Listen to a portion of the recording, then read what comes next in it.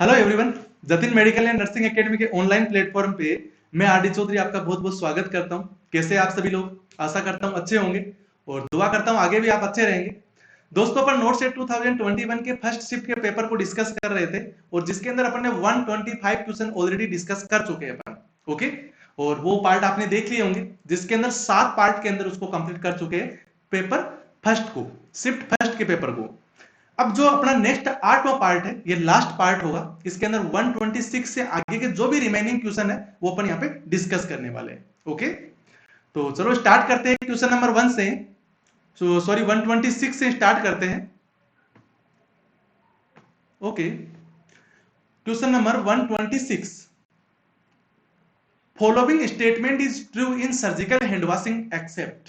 यहाँ पे कुछ स्टेटमेंट दिए गए हैं, इनमें से जो सही स्टेटमेंट है उसको जानना है अपने को। एक्सेप्ट यानी 3 तो सही वाले होंगे और 1 गलत वाला होगा।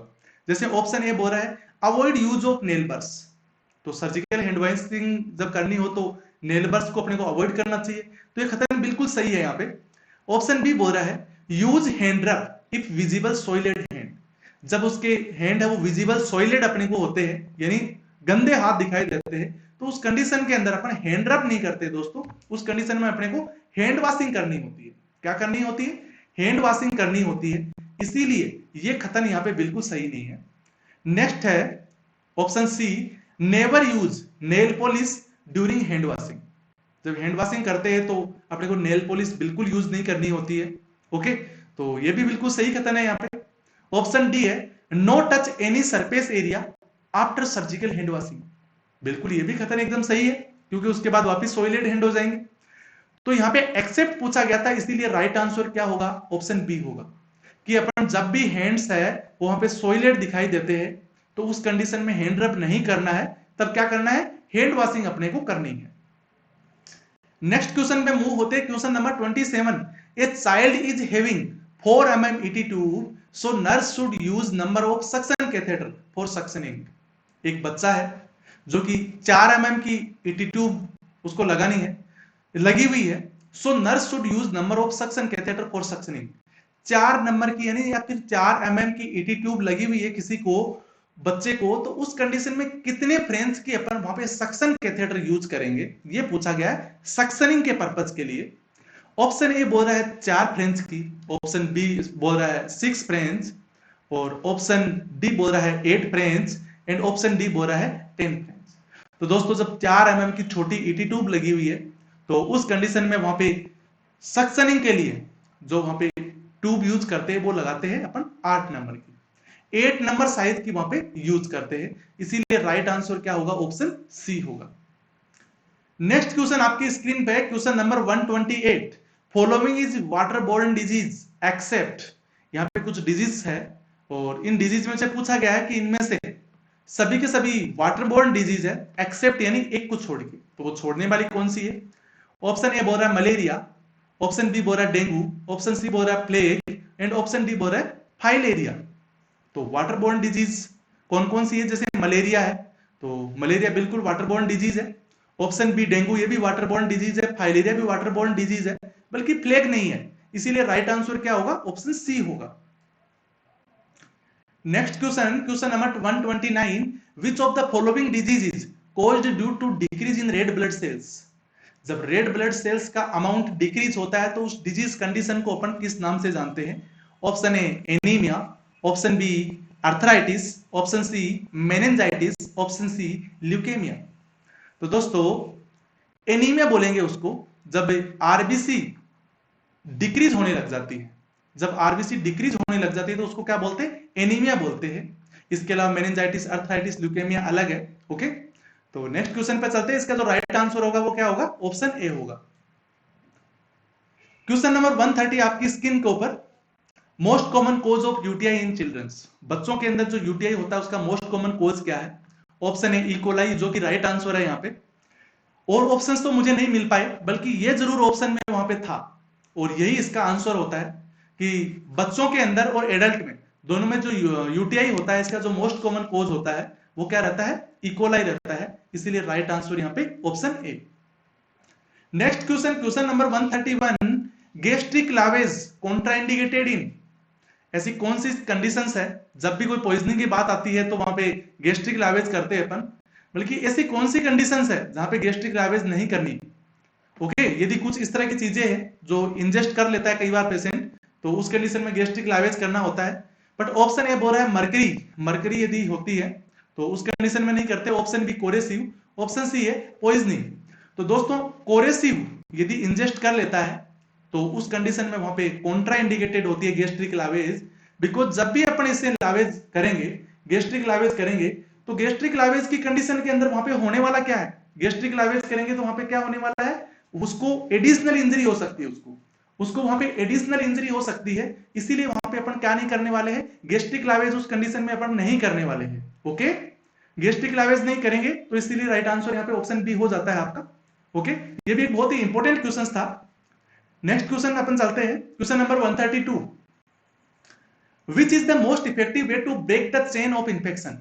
ऐसा कौन सा मोस्ट इफेक्टिव मेथड है जिससे अपन इंफेक्शन की चेन को ब्रेक डाउन कर सकते हैं? ऑप्शन ए बोल रहा है वियर ग्लव्स, ऑप्शन बी बोल रहा है put isolation notice on the door of patient room. Okay, या तो ग्लव्स पहनेंगे या फिर जो पेशेंट है उसके डोर पे अपन आइसोलेशन का नोटिस लगा देंगे, आइसोलेशन पे। ऑप्शन सी बोल रहा है हैंड वॉशिंग, ऑप्शन डी बोल रहा है वियर गाउन। तो दोस्तों जो सबसे इफेक्टिव मेथड है वो होता है हैंड वॉशिंग। ये बहुत ही कॉमन क्वेश्चन है, कई बार एग्जाम में देखने को मिलता है। जो स्टेट गवर्नमेंट के एग्जाम है, सीएचओ की एग्जाम है, कम्युनिटी हेल्थ ऑफिसर की, उस तरह के एग्जाम्स के अंदर सिंपल क्वेश्चन ऐसे देखने को मिलते हैं। एम्स लेवल के क्वेश्चन नहीं है, बट 20% क्वेश्चन ऐसे होते हैं जो एम्स बहुत ही इजी पूछता है। ओके, तो इसीलिए इसका राइट आंसर क्या हो गया, ऑप्शन सी हो गया। नेक्स्ट क्वेश्चन है आपकी स्क्रीन पे, question number 133। Dietary fibres contain in, dietary fibre है वो किस फूड कंपोनेंट के अंदर होता है? ऑप्शन ए बोल रहा है व्हीट के अंदर, ऑप्शन बी बोल रहा है स्पिनच के अंदर, ऑप्शन सी बोल रहा है ग्रीन टी के अंदर। तो दोस्तों इसका जो राइट आंसर है वो है व्हीट है। यानी व्हीट जो फ्लोर होता है, व्हीट फ्लोर होता है, इसके अंदर सबसे ज्यादा फाइबर्स होते हैं, सबसे ज्यादा इसके अंदर फाइबर्स देखने को मिलते हैं दोस्तों। इसीलिए इसका जो राइट आंसर है वो क्या होगा, ऑप्शन ए होने वाला है। नेक्स्ट क्वेश्चन आपकी स्क्रीन पे, question number 134। Projective test are used for assessing. ये भी बहुत अच्छा क्वेश्चन था, सेम ये कि यही ऑप्शन थे वहां पे। तो प्रोजेक्टिव टेस्ट है वो किसको असेस करने के लिए यूज करते हैं? ऑप्शन ए इंटेलिजेंसी के लिए, ऑप्शन बी पर्सनालिटी के लिए, option C organic brain lesion के लिए, ऑप्शन डी मेमोरी के लिए। तो दोस्तों जो प्रोजेक्टिव टेस्ट है वो पर्सनालिटी के लिए यूज होता है। ऑप्शन बी इसका यहां पे राइट आंसर देखने को मिलेगा आपको। Question number 135।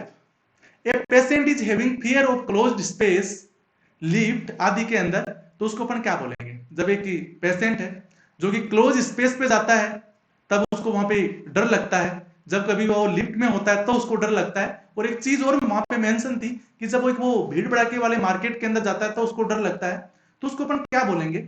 ऑप्शन ए बोलेंगे हाइड्रोफोबिक, ऑप्शन बी बोलेंगे क्लस्ट्रोफोबिक, ऑप्शन सी बोलेंगे उसको प्यूडोफोबिया, ऑप्शन सी डी बोलेंगे phobia.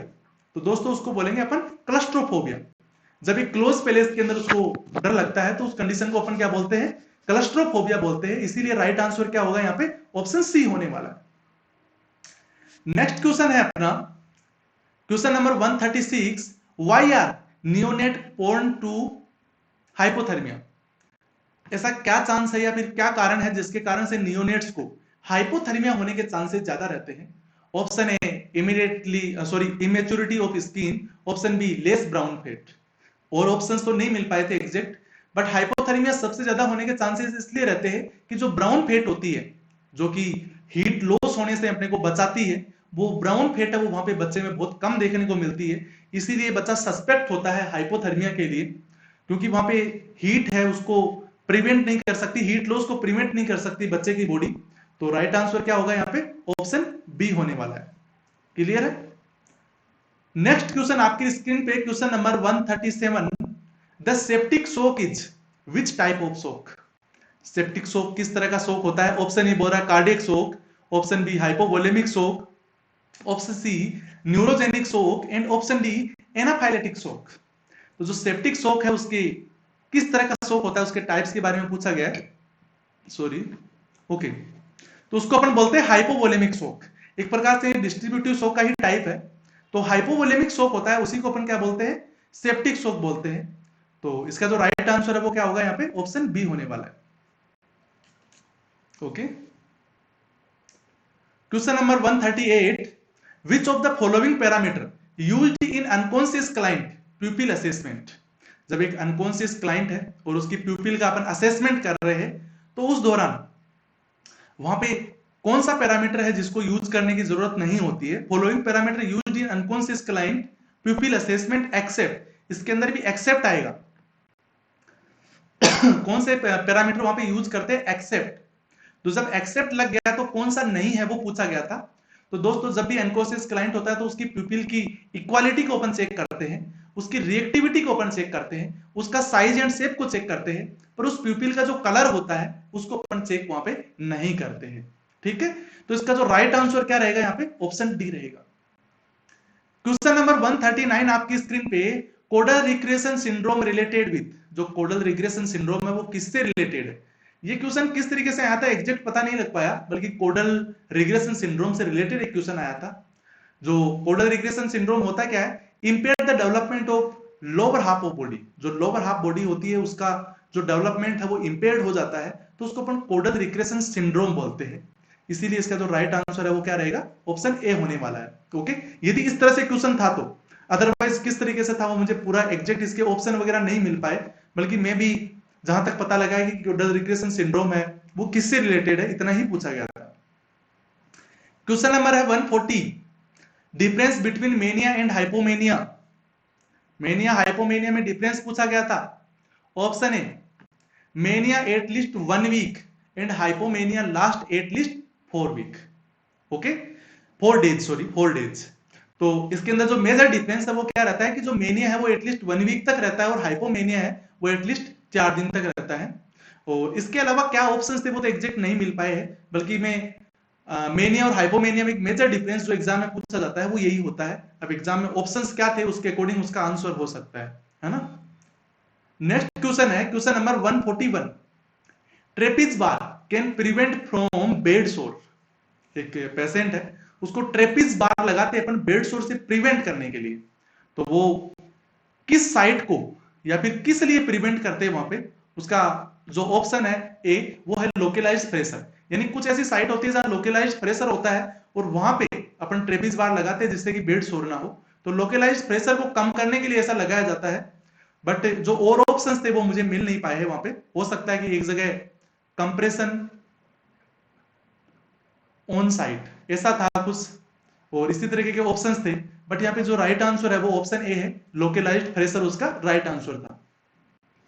Question number 142, which test should be done in RBC distraction. एक पेशेंट है जिसका आरबीसी का बहुत ही ज्यादा हेवी डिस्ट्रैक्शन हो रहा है, टूट रही है, तो उस कंडीशन में अपन कौन सा उसका डायग्नोस्टिक टेस्ट करवाएंगे, अपने को पता लग पाएगी आरबीसी ब्रेकडाउन हो रही है। Option A ABG, option B haemoglobin. तो दोस्तों एबीजी तो आर्टेरियल ब्लड गैसेज होती है, इसके अंदर आरबीसी ब्रेकडाउन का पता नहीं लग पाता है, बट जो हीमोग्लोबिन है इससे पता लग जाता है, क्योंकि जब आरबीसी ब्रेकडाउन होगी तो क्या होगा, एचबीबी डिक्रीज होगा वहां पे, यानी हीमोग्लोबिन भी वहां पे क्या होगा, डिक्रीज होगा। इसीलिए यहाँ पे राइट आंसर क्या होने वाला है, ऑप्शन बी होने वाला है। नेक्स्ट है question number 43, a client with head injury and suspected increased ICP, the which is used except। Patient है जिसको हेड इंजरी हुई है और अपन सस्पेक्ट कर सकते हैं कि इसको आईसीपी इंक्रीज हुआ मिल सकता है, इंट्राक्रेनियल प्रेशर बढ़ा हुआ मिल सकता है, तो उस कंडीशन में अपन किसके द्वारा उसको सही कर सकते हैं, उसके अंदर क्या यूज कर सकते हैं, एक्सेप्ट पूछा गया है, जो नहीं कर सकते वो अपना आंसर होने वाला है। ऑप्शन ए बोल रहा है कि 3% एनएस यूज कर सकते हैं, ऑप्शन बी बोल रहा है मेनिटोल यूज कर सकते हैं, ऑप्शन सी बोल रहा है डेक्स्ट्रान यूज कर सकते हैं, ऑप्शन डी बोल रहा है एनएस यूज कर सकते हैं। तो दोस्तों 3% एनएस यूज कर सकते हैं क्योंकि ये हाइपरटोनिक है। जब भी अपन आईसीपी इंक्रीज की बात करते हैं तो वहां पे अपने को हाइपरटोनिक देना होता है, हाइपरटोनिक देना होता है, क्लियर है। तो जब ब्लड वेसल्स के अंदर अपन हाइपरटोनिक देंगे तो ये फ्लूइड को क्या करेगा, वहां पे अब्सॉर्ब कर लेगा, वापस रीअब्सॉर्प्शन करवा लेगा सेल से, इसीलिए। तो 3% एनएस ऑलरेडी दे सकते हैं अपन, मेनिटोल दे सकते हैं अपन जो स्पेशली उसके लिए यूज होती है। जो डेक्स्ट्रान है हाइपोटोनिक है इसीलिए इसको यूज नहीं कर सकते। एनएस है वो आइसोटोनिक है, तो इसको अपन यूज भी कर भी सकते हैं, फायदा नहीं होगा तो कोई नुकसान भी नहीं होगा, इसलिए इसको भी यूज किया जा सकता है, पर डेक्स्ट्रान को यूज नहीं किया जा सकता दोस्तों। तो सी यहां पे राइट आंसर होगा। नेक्स्ट क्वेश्चन आपकी स्क्रीन पे question number 144, a collapse child to give injection ADR by which route. एक कोलैप्स चाइल्ड है, उसको इंजेक्शन एडीआर लगाना है, तो वो किस रूट के द्वारा उसको वो इंजेक्शन अपन एडमिनिस्टर करेंगे। ऑप्शन ए उसको आईवी रूट के द्वारा एडमिनिस्टर करेंगे, ऑप्शन बी उसको अपन आईएम रूट के द्वारा एडमिनिस्टर करेंगे, ऑप्शन सी सबक्यूटेनियस रूट से, ऑप्शन डी इंट्राडर्मल रूट से उसको अपन एडमिनिस्टर करेंगे। तो जब भी एडीआर अपने को देना होता है, जब बच्चा कोलैप्स हुआ हो तब उसको अपन आईवी रूट के द्वारा देते हैं, इसीलिए राइट आंसर ऑप्शन बी होगा। नेक्स्ट क्वेश्चन है question number 145, clean India programme has been inaugurated from which state. कहां से शुरुआत हुई थी क्लीन इंडिया प्रोग्राम की। Option A Bihar, option B Uttar Pradesh, option C waste Bengal से, और ऑप्शन डी गुजरात से। ऑप्शन डी क्या है यहां पे, गुजरात से, है ना। ओके, ऑप्शन डी है गुजरात से। Okay, option A Bihar, option B Uttar Pradesh, option C waste Bengal, option D Gujarat. तो इसका जो राइट आंसर है वो ऑप्शन बी है, यानी जो उत्तर प्रदेश है वहां से क्लीन इंडिया प्रोग्राम की शुरुआत हुई थी। तो ये 145 क्वेश्चन डिस्कस अपन ने कर लिए। दोस्तों यदि मेरे पास और भी क्वेश्चन आएंगे, चांसेस है वैसे आने के, तो उसके अकॉर्डिंग मैं एक पार्ट और भी अपलोड कर सकता हूं। ओके ना, तो ठीक है, अपना ख्याल रखिएगा। और आप चैनल पे नए हैं तो चैनल को सब्सक्राइब जरूर करके जाना, बेल आइकन को भी प्रेस कर लेना, जिससे आगे आने वाले जो भी वीडियोस है उनका नोटिफिकेशन आपको मिल सके। ठीक है, थैंक यू, मिलते हैं नेक्स्ट क्लास में। सी यू, बाय।